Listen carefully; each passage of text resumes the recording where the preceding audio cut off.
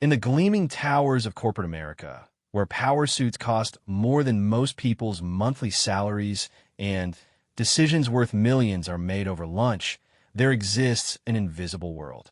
It's a world populated by those who clean the offices after hours, who empty the trash bins filled with discarded dreams, and who wipe down the conference tables where futures are decided. They move like shadows through marble lobbies and mahogany boardrooms, their presence acknowledged only when something goes wrong. But what happens when that invisible world collides with the visible one? What occurs when someone society has trained us to overlook suddenly steps into the spotlight and reveals a brilliance that shatters every assumption we've made? This is the story of Maria Santos, a night shift cleaning woman who spoke 3 languages fluently, but was paid to be silent. It's about Jonathan Blackwood, a CEO who thought he understood the world from his corner office on the 42nd floor. And it's about a single moment when a joke about chess became something far more profound, a lesson in humility, intelligence, and the dangerous assumptions we make about the people around us. Sometimes the most powerful moves come from the most unexpected players. Sometimes the person you least expect to challenge you is the one who changes your life forever. Maria Santos pushed her cleaning cart down the pristine hallway of Blackwood Industries, the wheels squeaking softly against the polished marble floor. At 43, she had perfected the art of invisibility. Her gray uniform blended with the shadows cast by the towering windows, and her movements were practiced and efficient. She had learned long ago that being noticed in this world often meant being blamed for something. The clock on the wall read 11:47 p.m.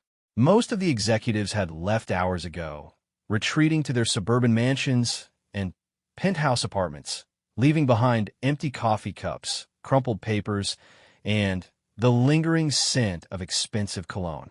Maria didn't mind the solitude. In fact, she preferred it. The quiet gave her time to think, to plan, and to observe the remnants of a world she understood better than anyone realized. She had been cleaning these offices for 7 years, ever since she'd arrived in the country with her teenage daughter, Elena. Back in Colombia, Maria had been a mathematics teacher at a prestigious private school. She had spent her days explaining complex equations to eager students and her evenings grading papers that challenged her own understanding of advanced calculus.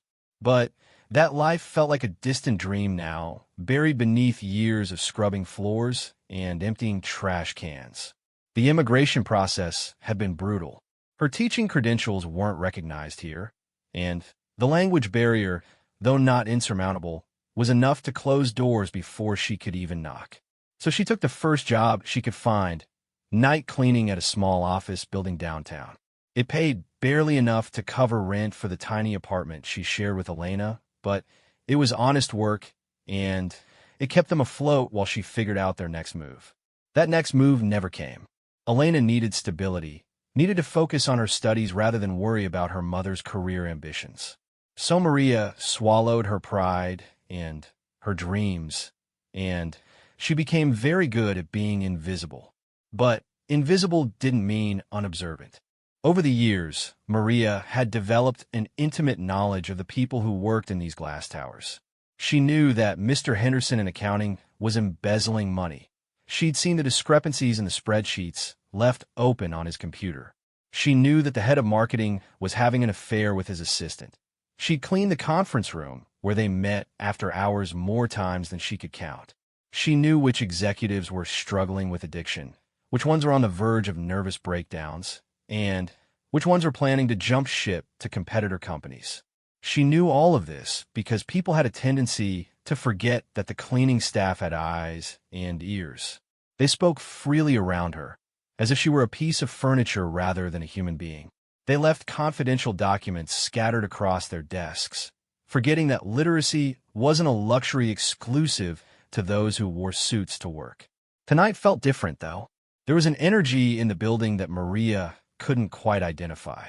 She noticed more activity than usual in the executive wing, more late-night meetings, more hushed conversations that stopped abruptly when she approached. Something big was happening, and the tension was palpable even in the empty hallways. As she made her way to the 42nd floor, home to the executive offices, Maria reflected on the strange turns her life had taken. Elena was now 20, a junior at the state university studying computer science. She was brilliant, much smarter than Maria had ever been, and she was determined to build the life her mother had sacrificed her own dreams to provide. Elena often urged Maria to pursue her teaching certification again, to fight for recognition of her credentials, but Maria had grown comfortable in her invisible role. It was safe here, predictable. The elevator dinged softly as it reached the executive floor, and Maria stepped out into a world of mahogany and marble, of floor-to-ceiling windows that offered breathtaking views of the city below. This was where the real decisions were made, where millions of dollars changed hands with the stroke of a pen, where the future of thousands of employees was decided over expensive lunches and rounds of golf. Maria had always found it ironic that she probably knew more about the actual operations of the company than most of the executives who worked here. She'd read countless reports left carelessly on desks, absorbed information about market trends and financial projections, and developed a comprehensive understanding of the company's strengths and weaknesses. But her insights would never be valued here. Her observations would never be sought. She was paid to clean, not to think. The first office she entered belonged to Victoria Chong, the chief marketing officer. Victoria was one of the few executives who actually acknowledged Maria's existence, offering a polite nod when they passed in the hallways. Her office was always immaculate, papers neatly stacked, personal items carefully arranged. Maria respected that level of organization and attention to detail. As she dusted Victoria's desk, Maria noticed a chess set positioned near the window. It was an expensive set, with pieces carved from what looked like marble and onyx. The board was set up mid-game, with white clearly in a dominant position. Maria paused in her cleaning, studying the position with the analytical mind that had once made her such an effective teacher. Chess had been her father's passion back in Colombia. He'd taught her the game when she was 7 years old, and by the time she was 14, she was beating adults at the local chess club. The game had taught her patience, strategy, and the ability to think several moves ahead, skills that had served her well in her teaching career and, ironically, in her current job as well. Looking at Victoria's chess set, Maria could see exactly what Black needed to do to turn the game around. It would require a sacrifice, a bold move that would appear to weaken Black's position in the short term, but would ultimately lead to checkmate in 7 moves. It was the kind of counterintuitive strategy that separated good players from great ones. Maria finished cleaning Victoria's office and moved on to the next one, but her mind remained focused on that chess position. There was something beautiful about the game's complexity, the way seemingly hopeless situations could be transformed with the right combination of vision and courage. The next office belonged to Robert Martinez, the chief financial officer. Robert's workspace was a study in controlled chaos. Papers everywhere, multiple computer monitors displaying spreadsheets and financial models, empty coffee cups scattered across every available surface. Maria had developed a system for cleaning around his organized mess without disturbing his work, and she'd grown adept at reading the financial reports that invariably covered his desk. For what she could see tonight, the company was facing some serious challenges. There were projections showing declining market share, reports about increased competition from overseas manufacturers, and memos about potential layoffs. Maria felt a familiar knot in her stomach. She'd seen this pattern before at her previous cleaning jobs. When companies started cutting costs, the first people to go were usually the ones like her, the invisible ones whose absence wouldn't be noticed until the trash started piling up and the floors lost their shine. As she worked her way through the executive wing, Maria's thoughts kept returning to Victoria's chess set. There was something about that position that nagged at her, something beyond the technical solution she'd identified. It felt symbolic somehow, representative of her own situation and perhaps the company's as well. Sometimes the most powerful moves were the ones that nobody saw coming. The final office on her route belonged to Jonathan Blackwood himself, the CEO and founder of Blackwood Industries. Maria had been cleaning his office for 7 years, but she'd actually seen the man himself only a handful of times. He was usually the first to arrive and the last to leave, but their schedules rarely overlapped. When they did encounter each other, he typically looked right through her, as if she were as invisible as the air he breathed. Blackwood's office was a monument to success and power. Awards and commendations covered the walls. Photographs showed him shaking hands with politicians and celebrities, and his massive desk commanded a view of the entire city. Behind that desk sat a leather chair that probably cost more than Maria made in 6 months. Tonight, however, something was different. Instead of the usual neat arrangement of papers and reports, Blackwood's desk was covered with what looked like strategic planning documents. Maria could see organizational charts, budget projections, and what appeared to be a presentation titled Operational Efficiency Initiative. The phrase made her blood run cold. In her experience, operational efficiency was corporate speak for layoffs. As she cleaned around the documents, being careful not to disturb their arrangement, Maria couldn't help but read the key points. The presentation outlined plans to reduce workforce by 30%, consolidate departments, and implement automation wherever possible. The janitorial services were specifically mentioned as a target for cost reduction. Maria felt her hands trembling as she dusted around the papers.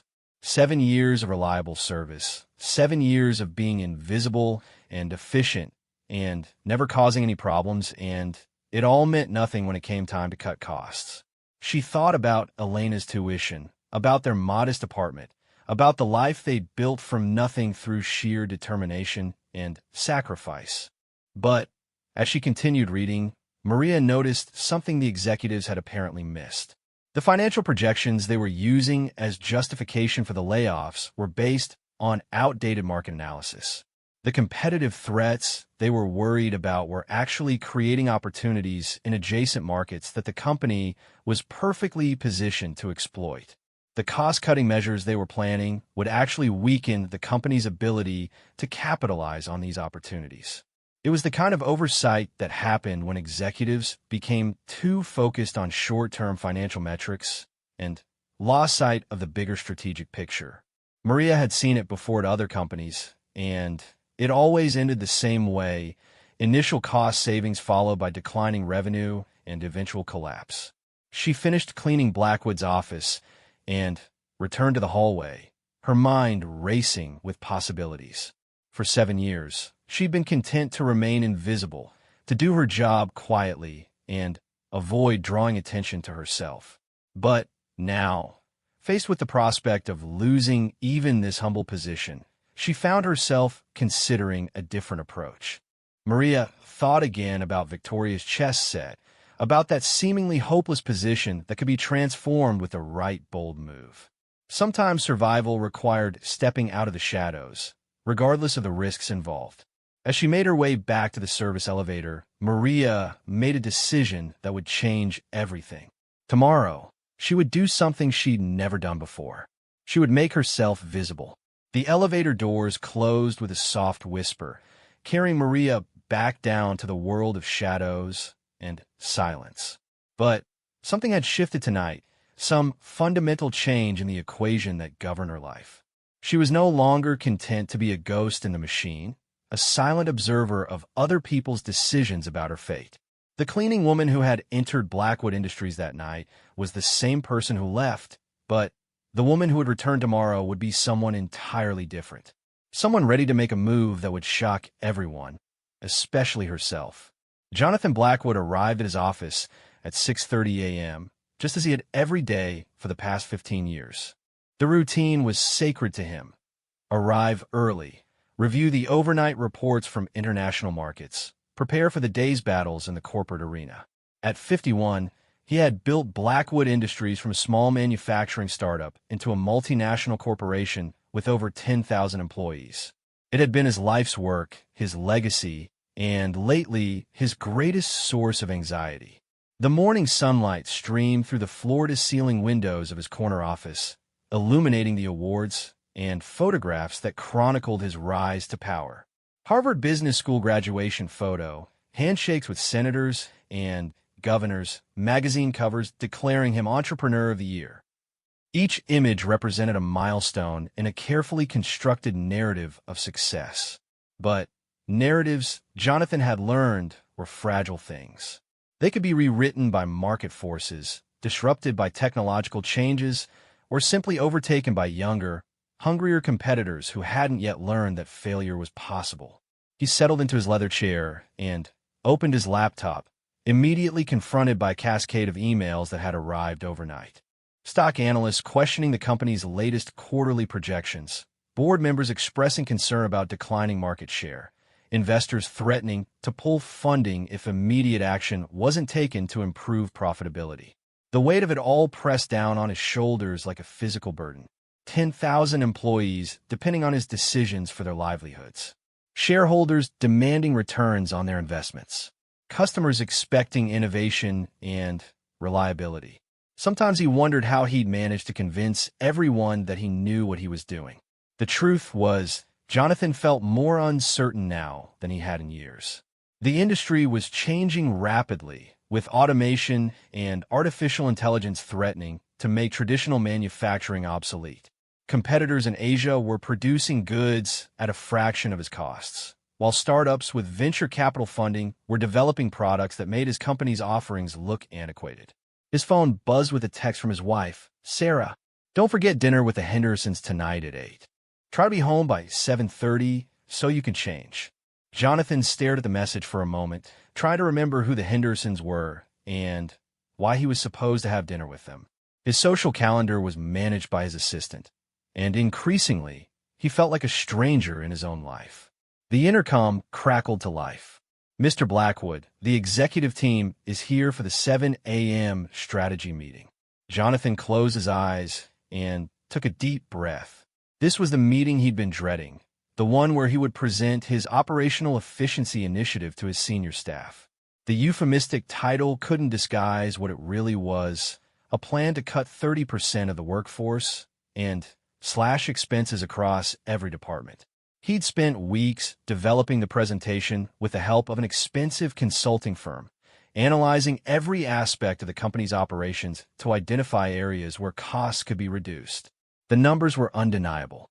If they didn't act quickly, the company would be facing bankruptcy within 2 years. But knowing the mathematics of survival didn't make the human cost any easier to bear. Jonathan remembered many of the employees who would be affected by the layoffs. He'd hired some of them personally, had attended their weddings, their children's graduations. Now he would be the one to tell them their services were no longer needed. The executive team filed into the conference room adjacent to his office. Victoria Chong, his chief marketing officer, entered first, carrying a cup of coffee and her ever-present tablet. She was brilliant, one of the few executives who consistently challenged his assumptions and offered creative solutions to complex problems. If anyone could help him find an alternative to the layoffs, it would be Victoria. Robert Martinez, the CFO, followed close behind, looking as tired as Jonathan felt. Robert had been with the company for 8 years, and his financial acumen had been instrumental in their growth during the boom years. But these weren't boom years anymore, and Robert's latest reports painted an increasingly dire picture of their financial situation. The other executives took their seats around the polished conference table. Heads of operations, human resources, research and development, and international markets. These were the people responsible for implementing whatever decisions emerged from this meeting. There were also the people who would have to look employees in the eye and deliver the bad news. Jonathan stood at the head of the table and activated the presentation system, filling the wall-mounted screen with his carefully prepared slides. The first slide was simple and stark: Operational Efficiency Initiative, Securing Our Future. "Thank you all for being here so early," he began, his voice steady despite the turmoil in his chest. "I know this isn't easy for any of us, but we're facing some difficult realities that require immediate action. The next slide showed a graph of declining revenues over the past 18 months, followed by projections that painted an even bleaker picture for the coming year. There were murmurs around the table as the executives absorbed the data, though none of it was particularly surprising.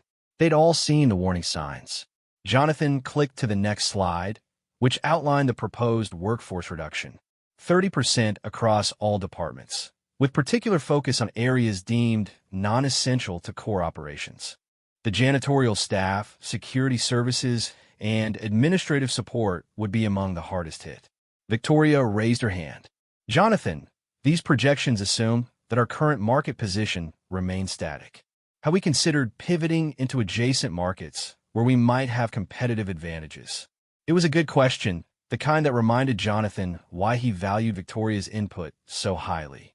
We've looked at several possibilities, he replied, but the timeline for developing new market capabilities extends beyond our current cash flow projections. We need immediate cost reductions to stay solvent. Robert nodded grimly. The numbers don't lie. If we don't cut costs now, we won't be around to explore new markets later. The discussion continued for 2 hours, with each executive analyzing the implications for their departments. There were suggestions for alternative cost-cutting measures, proposals for temporary salary reductions among senior staff, and ideas for renegotiating supplier contracts. But the mathematics were unforgiving. Personnel costs represented the largest controllable expense, and there was simply no way to achieve the necessary savings without significant layoffs. By the time the meeting ended, Jonathan felt emotionally drained. The decision was made, and the implementation would begin immediately.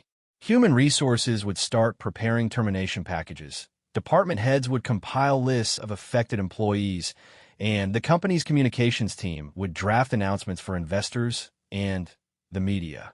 As the executives filed out of the conference room, Victoria lingered behind. Jonathan, I know this isn't easy for you.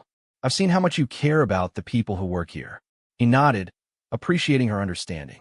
15 years ago, when I started this company, I promised myself that I would never become the kind of CEO who treated employees as expendable resources. I guess promises are easier to make than to keep. You're doing what you have to do to save the company, Victoria said. Sometimes leadership requires making choices that no one wants to make. After Victoria left, Jonathan returned to his office and slumped in his chair, staring out at the city skyline. The morning rush hour was in full swing, thousands of people making their way to jobs that provided them with purpose, identity, and the means to support their families. By the end of the week, 3,000 of his employees would be joining the ranks of the unemployed.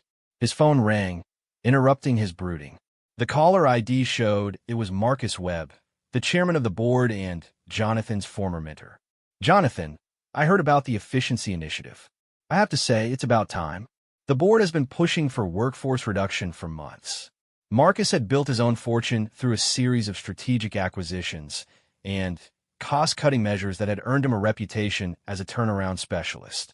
His advice was usually valuable, but his complete focus on financial metrics sometimes made Jonathan uncomfortable. I know it's necessary, Jonathan replied, but that doesn't make it any easier. Easy? Marcus laughed. Running a company isn't supposed to be easy. If it were easy, everyone would do it. The measure of a CEO isn't whether he can make popular decisions, but whether he can make the right decisions when they're unpopular. After the call ended, Jonathan tried to focus on his other responsibilities, but his mind kept wandering to the faces of employees who would soon be looking for new jobs. He thought about the security guards who greeted him each morning, the maintenance staff who kept the building running smoothly, the administrative assistants who managed the complex logistics of running a large organization. These weren't just line items on a budget spreadsheet.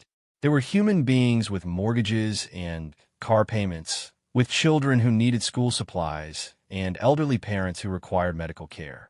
The ripple effects of his decision would extend far beyond the walls of Blackwood Industries. Lunch was a working meal with potential investors who were considering a significant capital injection. The presentation went well, with the investors expressing enthusiasm about the efficiency initiative and its potential impact on profitability. They spoke about the layoffs in terms of right-sizing and optimization, clinical language that somehow made the human costs seem more palatable. After the investors left, Jonathan found himself alone in his office, wrestling with doubts about the path he'd chosen. He'd built his career on the belief that good business practices and ethical leadership could coexist, that companies could be profitable while still treating employees with respect and dignity. But the current crisis was testing those beliefs in ways he'd never anticipated. His assistant's voice came through the intercom. "Mr. Blackwood, you have the strategic planning session with the consultants at 3 p.m. and then the board conference call at 5. Also, your wife called to remind you about dinner with the Hendersons." Jonathan looked at his calendar and realized he'd forgotten about the evening's social obligation again. The Hendersons were friends of Sarah's from the country club, and dinner with them would inevitably involve polite conversations about golf handicaps and vacation homes while he struggled to keep his mind from returning to the layoffs. The afternoon meetings blurred together in a haze of financial projections, strategic analyses, and implementation timelines. The consultants presented detailed plans for executing the workforce reduction with minimal disruption to operations. They had templates for termination letters, scripts for department heads to use when delivering the news, and contingency plans for dealing with potential legal challenges. Everything was systematized, optimized, and sanitized. The human element had been processed out of the equation, leaving behind nothing but cold efficiency. By evening, Jonathan was exhausted, but no closer to finding peace with his decision. The board conference call had gone well, with members praising his decisive leadership and expressing confidence in the company's future prospects. But their approval only intensified his sense of isolation. As he prepared to leave the office, Jonathan walked over to the chess set that Victoria had given him as a gift several years earlier. She noticed his interest in strategy games and thought it would be a fitting addition to his office decor. The pieces were arranged in a position from a famous game between two grandmasters, white in a seemingly dominant position, with black apparently facing inevitable defeat. Jonathan studied the position for a moment, remembering Victoria's explanation of how the game had actually ended.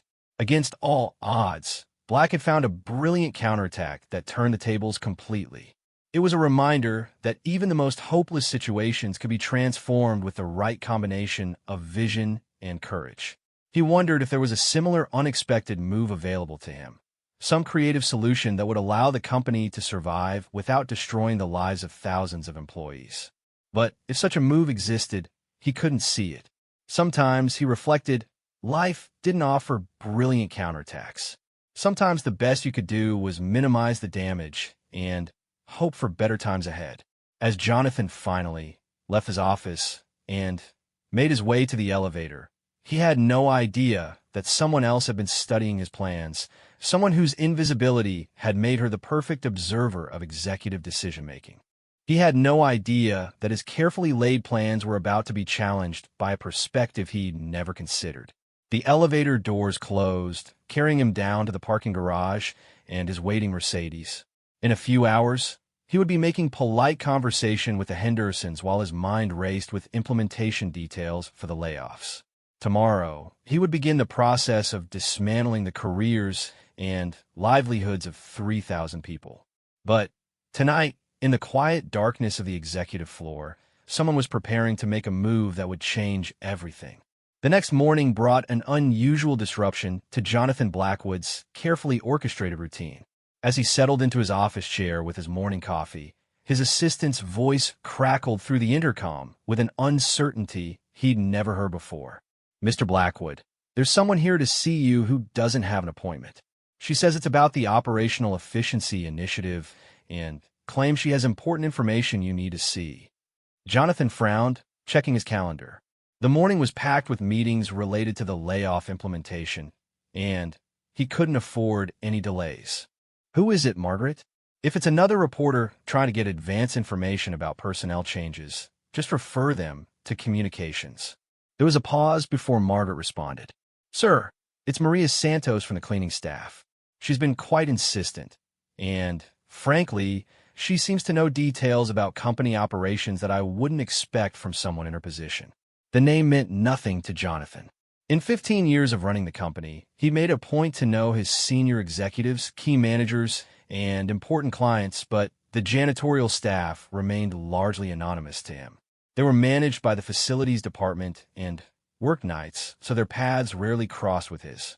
I don't have time for whatever complaints she might have about working conditions, Jonathan said, already turning his attention back to the stack of documents on his desk.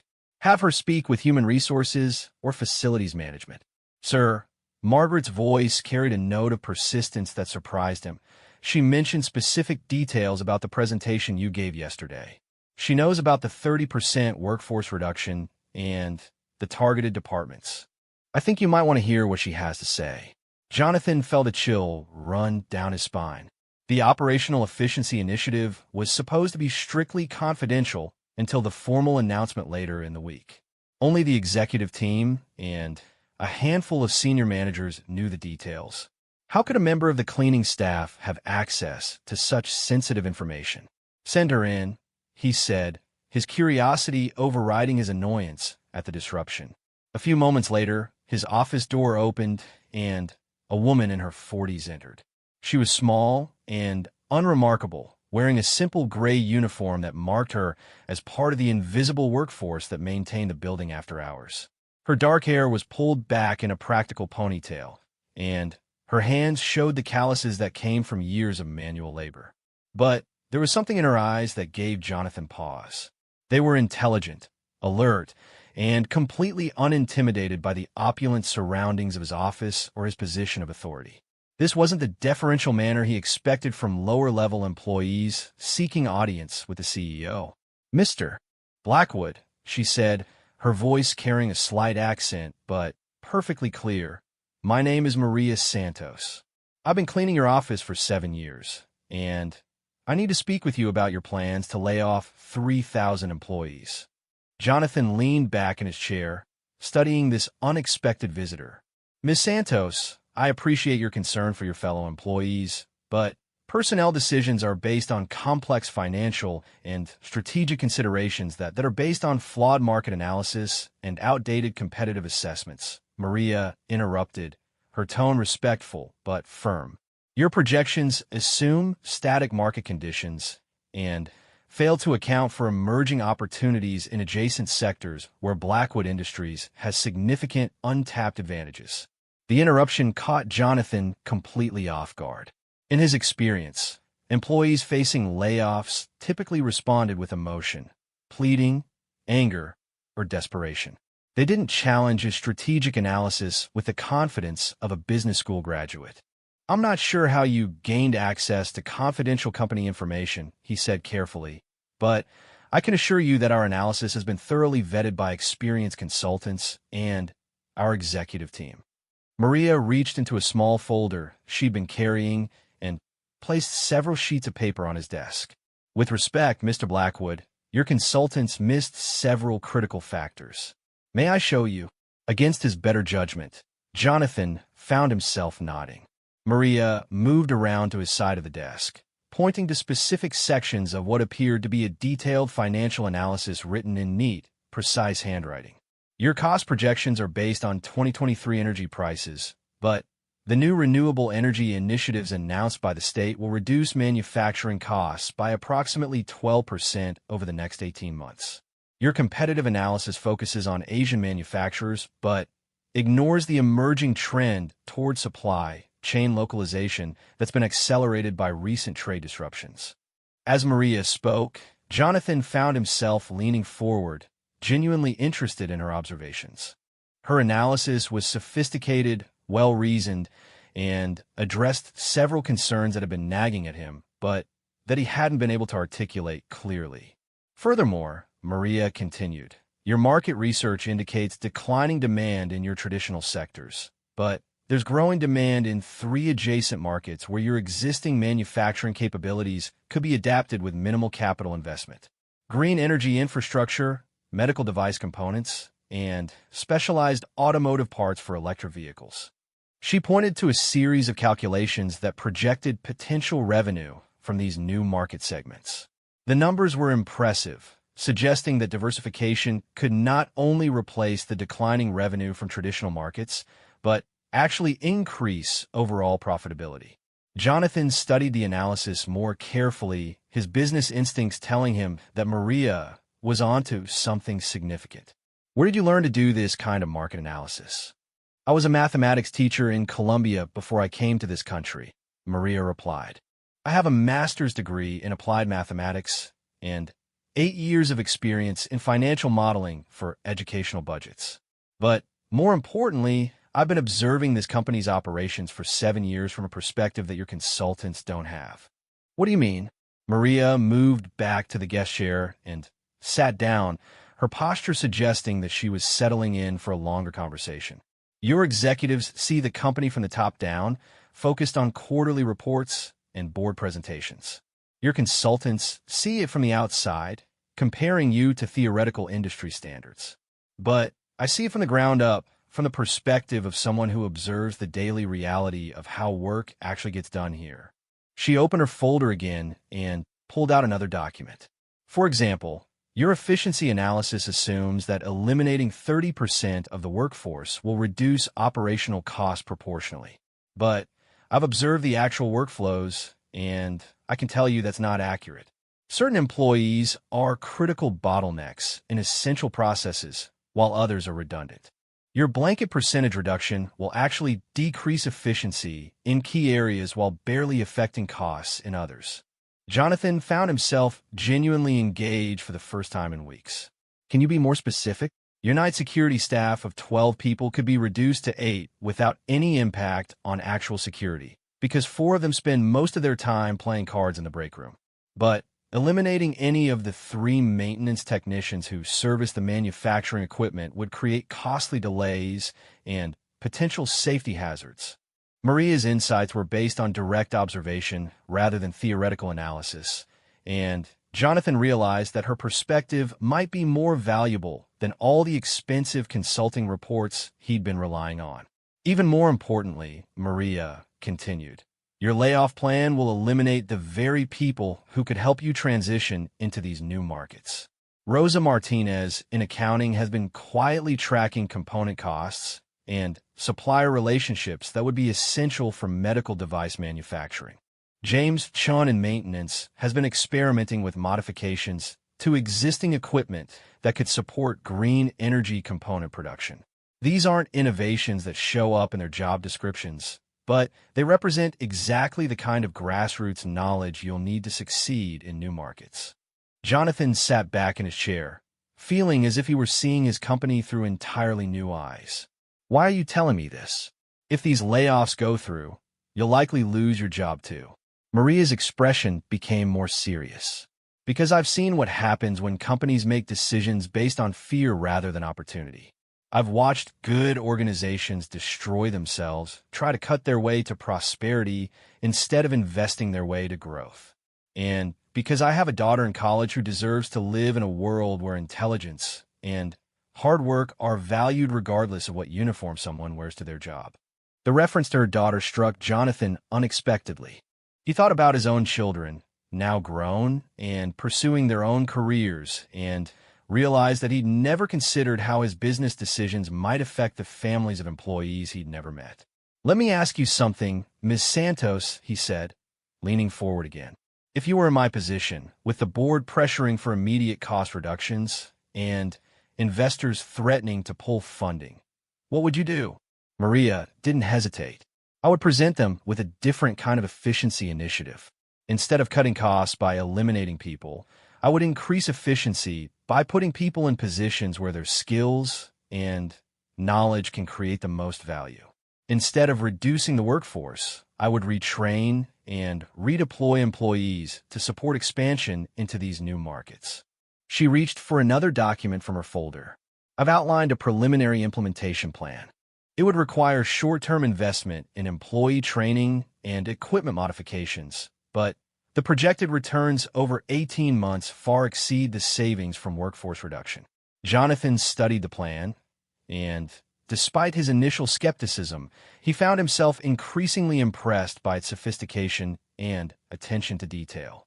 Maria had identified specific employees whose skills could be leveraged in new areas, outlined training programs that could be implemented quickly and cost-effectively, and projected timelines for market entry that were both aggressive and realistic. "This is remarkably thorough," he admitted. "How long did it take you to prepare this analysis?" "About 6 months of evenings and weekends," Maria replied. "I've been concerned about the company's direction for some time, and I wanted to understand whether the problems were truly insurmountable or if there were alternatives that weren't being considered." Jonathan realized that while he'd been struggling with the burden of making difficult decisions in isolation, someone else in his organization had been working just as hard to find better solutions. The irony wasn't lost on him. The person with the most innovative approach to the company's challenges was someone he'd never noticed, whose insights he'd never sought, whose potential he'd never recognized. "Why didn't you bring this to my attention sooner?" he asked. Maria's smile was patient but tinged with sadness. "Mr. Blackwood, in 7 years of working in this building, you've never once acknowledged my existence. I clean your office every night, empty your trash, dust your awards, but to you I'm invisible. Until yesterday, when I realized that my invisibility might be about to cost me and 3,000 other people our jobs, it never occurred to me that my observations might be valuable to you." The words hit Jonathan like a physical blow. He prided himself on being an ethical leader who cared about his employees, but Maria's simple statement forced him to confront an uncomfortable truth about his own blind spots and assumptions. "You're right," he said quietly. "I apologize for that oversight." "I'm not looking for an apology," Maria replied. "I'm looking for an opportunity to help save jobs and strengthen this company. The question is whether you're willing to consider solutions that come from unexpected sources." Jonathan looked at the chest set on his desk, remembering Victoria's story about the brilliant counterattack that had emerged from a seemingly hopeless position. Perhaps Maria Santos was offering him exactly that kind of unexpected move, a strategy that could transform defeat into victory through vision and courage rather than fear and retreat. "Ms. Santos," he said, "I'd like you to present your analysis to my executive team. Would you be available for a meeting this afternoon?" For the first time since entering his office, Maria's composure cracked slightly, and Jonathan caught a glimpse of the emotion beneath her professional demeanor. "You're serious about this?" "I'm serious about saving this company and the jobs of everyone who works here," Jonathan replied. "If you have better ideas than the expensive consultants I've been listening to, then I want to hear them."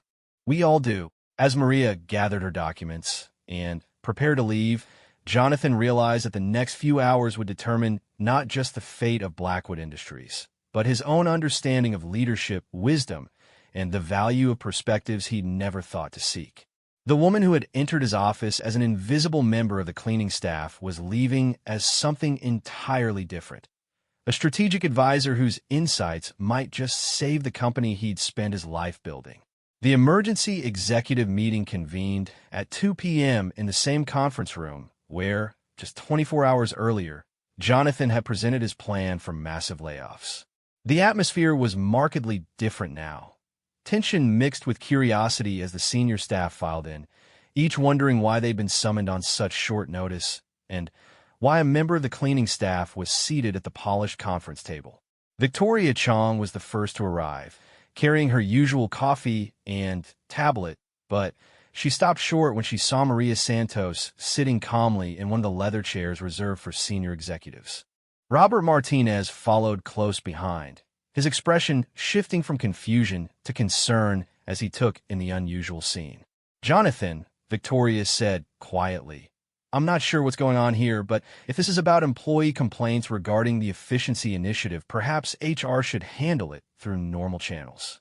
"This isn't about complaints," Jonathan replied, taking his position at the head of the table. "Ms. Santos has prepared an analysis of our strategic options that I believe warrants serious consideration from this team." The other executives took their seats, their body language revealing varying degrees of skepticism and discomfort. Maria sat quietly, her folder of documents neatly arranged in front of her, seemingly unaffected by the obvious tension in the room. Robert Martinez was the first to voice what everyone was thinking. Jonathan, with all due respect to Ms. Santos, we're dealing with complex financial and strategic issues that require specialized expertise. I'm not sure how someone from the janitorial staff could contribute to this level of decision-making. Maria spoke before Jonathan could respond. Mr. Martinez, I've been reading your financial reports for years as I clean your office. Your current analysis assumes that declining revenue in traditional markets represents permanent contraction, but you've overlooked several factors that suggest this decline is actually creating opportunities for strategic repositioning. The room fell silent. Robert's face flushed slightly, whether from embarrassment at having his work critiqued or surprise at the sophistication of Maria's observation. Victoria leaned forward, her business instincts overriding her initial skepticism. What kind of opportunities? Maria opened her folder and began distributing copies of her analysis to each executive. 3 adjacent markets are experiencing rapid growth that directly aligns with our existing manufacturing capabilities. Green energy infrastructure, medical device components, and specialized automotive parts for electric vehicles. Your market research department has data on all 3 sectors, but no one has connected the dots between market demand and our production capacity. As the executives reviewed her documents, Jonathan watched their expressions change from polite attention to genuine interest. Maria's analysis wasn't just thorough, it was innovative, identifying connections and possibilities that their expensive consultants had missed entirely. The numbers are impressive, admitted Sarah Chun, the head of operations. But transitioning into new markets requires significant capital investment, workforce retraining, and regulatory compliance. The timeline for generating meaningful revenue could extend well beyond our current cash flow projections. Maria nodded, acknowledging the validity of the concern. That's true if we think about it as a complete business transformation. But what I'm proposing is more targeted, identifying specific employees whose existing skills can be leveraged with minimal additional training, and specific equipment that can be modified for new applications with modest investment. She moved to the whiteboard at the front of the room, her movements confident and professional despite the unconventional circumstances. For example, Rosa Martinez in accounting has been tracking component costs and supplier relationships that would be essential for medical device manufacturing. She's already identified potential suppliers and cost structures, not because anyone asked her to, but because she's naturally analytical and curious about the business. Maria began drawing connections between departments and potential applications, creating a visual map of internal resources that could support market expansion. James Chun in maintenance has been experimenting with modifications to existing equipment that could support green energy component production. Lisa Thompson in quality control has certification experience that directly applies to medical device regulations. Victoria was now fully engaged, her initial resistance replaced by professional excitement. You're talking about organic development based on existing human capital rather than external acquisition or wholesale restructuring. Exactly, Maria replied. The efficiency you're seeking isn't about doing less with fewer people. It's about doing more with the same people by putting them in positions where their knowledge and skills create the greatest value. Robert was studying the financial projections more carefully, his calculator clicking as he verified Maria's calculations. These revenue projections are aggressive, but they're not unrealistic. If we could capture even 50% of these market opportunities, it would more than offset the declining revenue in traditional sectors. Jonathan felt a surge of hope that he hadn't experienced in months. What about implementation? How quickly could we realistically begin generating revenue from these new markets? Maria returned to her seat and opened another section of her folder. I've outlined a phased approach. Phase 1 involves identifying and interviewing employees whose skills align with new market requirements. This could begin immediately with no additional cost. Phase 2 involves targeted training programs and equipment modifications, which could be implemented over 6 to 8 weeks with an investment of approximately $2 million, far less than the cost of severance packages for 3,000 employees. The room was quiet as the executives absorbed the implications of what Maria was proposing. Instead of cutting their way to survival, she was suggesting they could invest their way to growth using resources they already possessed. "There's something else," Maria continued, her voice taking on a more personal tone. "Your layoff plan eliminates many of the people who have the deepest understanding of how work actually gets done here. These aren't just employees. They're repositories of institutional knowledge, problem-solving experience, and innovative thinking that doesn't show up in job descriptions or organizational charts." She looked directly at Jonathan. 7 years ago, when you faced the supply chain crisis that nearly shut down production, it wasn't the consulting firm you hired that found the solution. It was Tommy Rodriguez in receiving, who remembered a supplier from his previous job that could provide the critical components you needed. But Tommy's contribution never made it into any of your success stories because he was just a guy in a warehouse, not someone whose insights were valued. The example resonated with Jonathan because he remembered that crisis vividly. The company had been days away from missing critical delivery deadlines when an unexpected solution had emerged from the operational level. He'd never known the details of how the problem was actually solved. Victoria was nodding slowly. "We've been thinking about efficiency in terms of reducing inputs rather than maximizing outputs from existing inputs. It's a fundamentally different strategic framework. It's also a fundamentally different approach to valuing human potential," Maria added. "Every organization has people whose capabilities extend far beyond their current roles, but those capabilities remain invisible if leadership never looks for them." Robert closed his calculator and leaned back in his chair. "From a purely financial perspective, this approach offers better risk management than workforce reduction. Instead of guaranteeing reduced capacity through layoffs, we're investing in increased capability that could generate higher returns." The discussion continued for another hour, with each executive examining different aspects of Maria's proposal.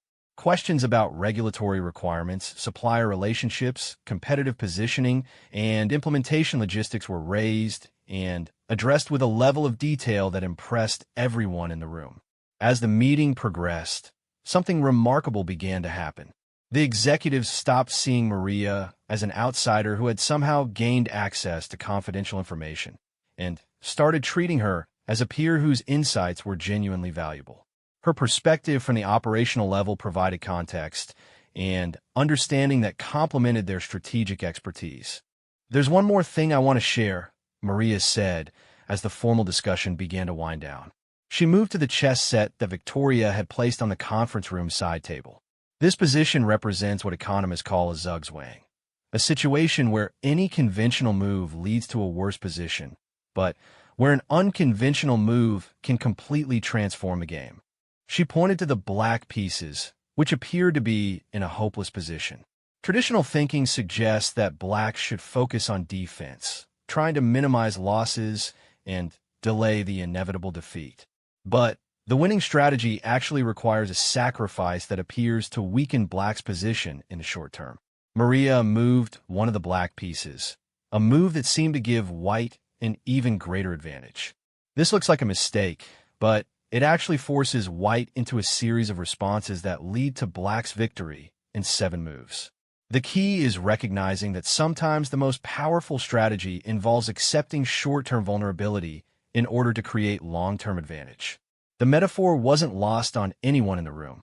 Maria was proposing that instead of defensive cost-cutting, the company should make what appeared to be a risky investment in workforce development and market expansion. Jonathan stood and walked to the chessboard, studying the position more carefully. "And if we make the wrong move, if the investment doesn't pay off, and we end up in an even worse position, then we'll be in the same place we're heading now, but we'll have tried to build something rather than just tearing it down," Maria replied. "The difference is that one approach preserves the possibility of unexpected success, while the other guarantees diminished capacity." Victoria was examining the chess position as well. "It's an elegant analogy. We've been so focused on what we might lose that we've stopped thinking about what we might gain." As the meeting concluded, Jonathan felt more optimistic about the company's future than he had in months. Maria's proposal wasn't just a business strategy. It was a philosophy that challenged fundamental assumptions about leadership, value creation, and human potential. MS. Santos, he said as the executives began gathering their materials, I'd like to offer you a position as a strategic consultant, working directly with this team to implement the market expansion plan. Your insights have been more valuable than anything we've gotten from our traditional advisory sources. Maria paused in organizing her documents, clearly moved by the unexpected offer. Mr. Blackwood, I appreciate the opportunity, but I need to be clear about something. I'm not looking to escape from the world I come from. I'm looking to build bridges between that world and this one. If you're serious about valuing the perspectives of people at every level of this organization, then this can't be about promoting one person out of the ranks. It has to be about creating systems that identify and develop potential wherever it exists. Her response demonstrated the same wisdom and integrity that had characterized everything else about her presentation. Jonathan realized that in addition to solving the company's immediate strategic challenges, Maria Santos might also be offering him something even more valuable, a new understanding of what effective leadership actually looked like. The emergency meeting that had begun with skepticism and confusion ended with excitement and possibility. As the executives left the conference room, they were already discussing implementation details and next steps. But the real transformation wasn't in their strategic plans. It was in their recognition that valuable insights could come from the most unexpected sources. Jonathan remained in the conference room after everyone else had left, studying the chess position that Maria had used to illustrate her point. The move that had seemed like a mistake was indeed the key to victory, but it required the courage to see beyond conventional thinking and the wisdom to trust in possibilities that weren't immediately apparent. For the first time in months, he felt ready to make that kind of bold move. 6 months later, Jonathan Blackwood stood before a packed auditorium at the annual Blackwood Industries company meeting, looking out at faces that reflected curiosity, hope, and genuine excitement about the future. The atmosphere was unlike any company meeting he'd ever presided over, charged with an energy that came from shared accomplishment and collective purpose. A year ago, he began, his voice carrying easily to the back of the room. This company was facing what appeared to be an insurmountable crisis. Declining revenues, increased competition, and pressure from investors to make dramatic cuts to our workforce. The conventional wisdom suggested that our only path to survival was through significant layoffs and operational reduction. He paused, scanning the audience until his eyes found Maria Santos, seated in the third row wearing a professional blue blazer that marked her new role as Director of Strategic Innovation. Next to her sat her daughter Elena, now a senior at the university and an intern in the company's new technology development division. But sometimes the most profound solutions come from the most unexpected sources, Jonathan continued. Today, I want to share with you the story of how one person's courage to speak up, combined with our collective willingness to see our company through new eyes, transformed what could have been our greatest crisis into our greatest opportunity. The transformation had begun immediately after that pivotal executive meeting. Instead of announcing layoffs, Jonathan had called an all-hands meeting to introduce what he termed the Strategic Innovation Initiative, a comprehensive program designed to identify and develop hidden talents throughout the organization while positioning the company for expansion into high-growth markets. The response had been remarkable. Employees who had never been asked for strategic input began contributing insights that had been invisible to traditional management approaches. Rosa Martinez's knowledge of supplier relationships had indeed proven crucial for entering the medical device market, while James Chin's equipment modifications had accelerated their entry into green energy component manufacturing by months. But the program's success went far beyond individual contributions. The process of actively seeking innovation and insight from every level of the organization had created a culture of engagement and ownership that had transformed day-to-day operations throughout the company. Our revenue has increased by 43% over the past 6 months, Jonathan announced, prompting spontaneous applause from the audience. We've successfully entered 3 new markets, created over 800 new positions, and achieved the highest employee satisfaction ratings in the company's history. The numbers told an impressive story, but Jonathan knew that the real transformation couldn't be captured in financial reports. The company had evolved from a traditional hierarchical organization into something more dynamic and responsive, where good ideas could emerge from anywhere and where every employee understood their potential to contribute to strategic success. Maria had been instrumental in designing the systems that made this possible. Her new role involved working with every department to identify employees whose skills and interests aligned with emerging opportunities, creating training programs that built on existing knowledge rather than starting from scratch, and establishing communication channels that allowed insights from the operational level to reach strategic decision-makers. The medical device division, launched just 4 months earlier, was already generating significant revenue and had attracted attention from major healthcare systems across the region. The green energy component business had secured contracts with 3 major solar installation companies, while the electric vehicle parts division was negotiating partnerships with 2 automotive manufacturers. But perhaps the most significant change was cultural. The company had evolved from a place where people came to do their jobs into an environment where people came to solve problems and create value. Employee turnover had dropped to historic lows, productivity had increased across all divisions, and the organization had developed a reputation as an innovative employer that attracted top talent. I want to recognize some of the individuals whose contributions made this transformation possible, Jonathan said, beginning a series of presentations that highlighted employees at every level who had played crucial roles in the company's success. Tommy Rodriguez, the warehouse worker who had once solved a critical supply chain crisis, now headed the new supplier relationship management program. Lisa Thompson had become the director of regulatory compliance for the medical device division, leveraging her quality control experience to navigate complex healthcare regulations. Dozens of other employees had found their skills valued and developed in ways that created both personal satisfaction and business value. The presentations continued for over an hour, each story reinforcing the central lesson that potential exists throughout any organization if leadership is willing to look for it and develop it systematically. When Maria finally took the stage, the applause was sustained and enthusiastic. Over the past 6 months, she had become not just a strategic innovator, but a symbol of the company's commitment to recognizing value wherever it existed. 6 months ago, she began, I was invisible in this organization, not because I lacked knowledge or insights or the desire to contribute, but because no one thought to look for those qualities in someone who wore a cleaning uniform and worked the night shift. Her words carried a weight that resonated throughout the auditorium, reminding everyone of how dramatically things had changed and how easily they might have remained the same. The question I want to leave you with today, Maria continued, is this: who else in your life might be invisible to you?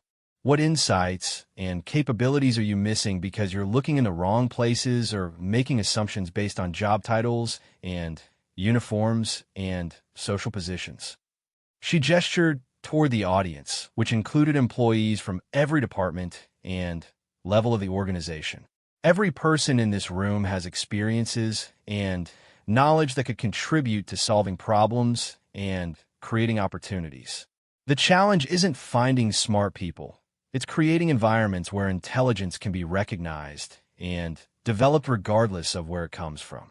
After the formal presentations concluded, the meeting transitioned into an open forum where employees could ask questions and share their own experiences with the company's transformation. The discussions were animated and substantive, reflecting a level of engagement that would have been impossible under the old hierarchical model.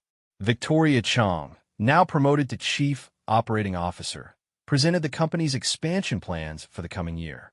Based on the success of the initial market diversification, they were exploring opportunities in aerospace components, renewable energy storage systems, and advanced materials for construction applications. Each new venture would be developed using the same approach that had proven so successful, identifying internal capabilities and knowledge that could be leveraged with targeted investment and training. Robert Martinez shared financial projections that showed continued growth trajectory, with the company on track to become profitable in all 3 new markets within the next 12 months. But he also emphasized that the financial success was built on a foundation of human capital development that represented a fundamental shift in how the company thought about its most valuable assets. As the meeting drew to a close, Jonathan found himself reflecting on the journey that had brought them to this point. The crisis that had once seemed insurmountable had indeed been transformed into opportunity, but not through the conventional business strategies he'd initially considered. Instead, the transformation had come through recognizing that the solutions they needed already existed within their organization, waiting to be discovered by leaders willing to see beyond traditional assumptions about hierarchy and expertise. Before we conclude, Jonathan said, returning to the podium for his closing remarks, I want to share one more lesson that this experience has taught me. Leadership isn't about having all the answers. It's about creating environments where the best answers can emerge from anywhere in the organization. He looked directly at Maria, acknowledging the person whose courage and insight had made everything else possible. Sometimes the most important move in any game is the one you never considered making. Sometimes the most valuable perspective is the one you never thought to seek. And sometimes the person who can save your company is the one you've been walking past in the hallway for 7 years without ever really seeing. The standing ovation that followed lasted nearly 5 minutes, but Jonathan suspected it was about more than just business success. It was recognition of a transformation that went beyond financial metrics, acknowledgement that they had all learned something fundamental about human potential and organizational possibility. After the formal meeting ended, employees lingered in small groups, continuing discussions that had begun during the presentation.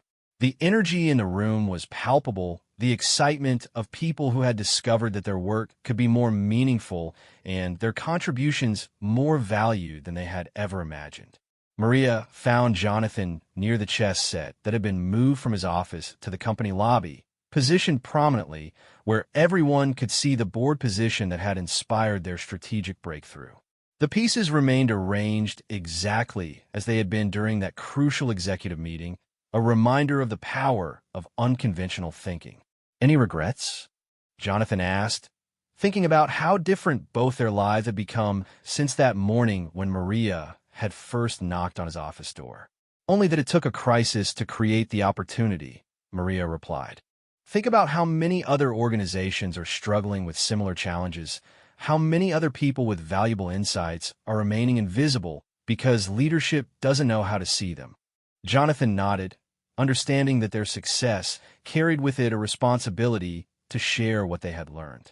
Over the past few months, he had begun speaking at business conferences and leadership forums, telling the story of Blackwood Industries' transformation and challenging other executives to examine their own assumptions about where wisdom and innovation could be found. The response had been remarkable. Companies across the country were implementing similar programs, creating systems to identify and develop potential throughout their organizations rather than limiting strategic input to senior management. Business schools were revising their curricula to include case studies about Maria's approach to organizational innovation. Leadership consultants were developing new methodologies based on the principle that valuable insights could come from any level of an organization. But for Jonathan, the most meaningful change was personal. He had learned to see his company and his role as a leader through entirely new eyes. The executive who had once believed that his isolation and authority were necessary for effective decision-making had discovered that his greatest strength lay in his ability to create environments where other people's brilliance could flourish.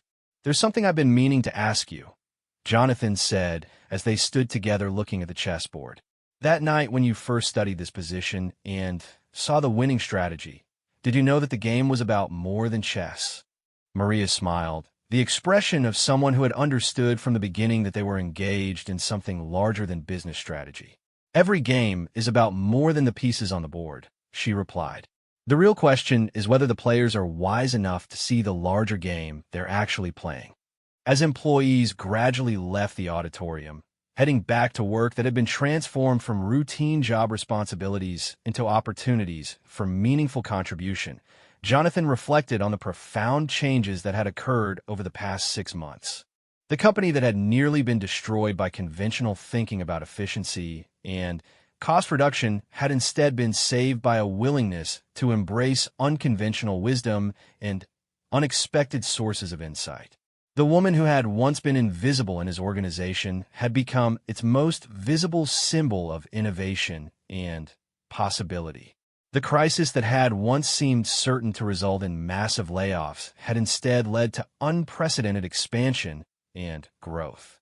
And the leader who had once believed that his job was to have all the answers had learned that his real responsibility was to create environments where the best answers could emerge from anywhere. Later that evening, as Jonathan walked through the office floors that Maria had once cleaned in solitude, he noticed details that had previously escaped his attention. The security guards weren't just protecting the building. They were observing patterns of activity that could provide insights into operational efficiency. The maintenance staff weren't just fixing equipment. They were developing innovative solutions to technical challenges that could have broader applications. Every employee he encountered had knowledge, experience, and perspectives that could contribute to the company's continued success if leadership was skilled enough to recognize and develop those contributions. The invisible workforce that had once been taken for granted had revealed itself to be a repository of wisdom and innovation that traditional business practices had systematically overlooked.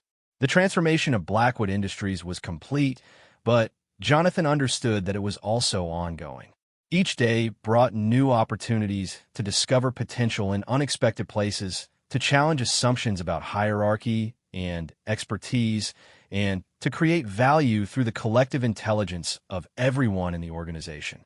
The chess game that had inspired their breakthrough remained on display in a lobby, but Jonathan knew that the real game, the ongoing challenge of building organizations that could recognize and develop human potential wherever it existed, was far from over. In fact, it was just beginning.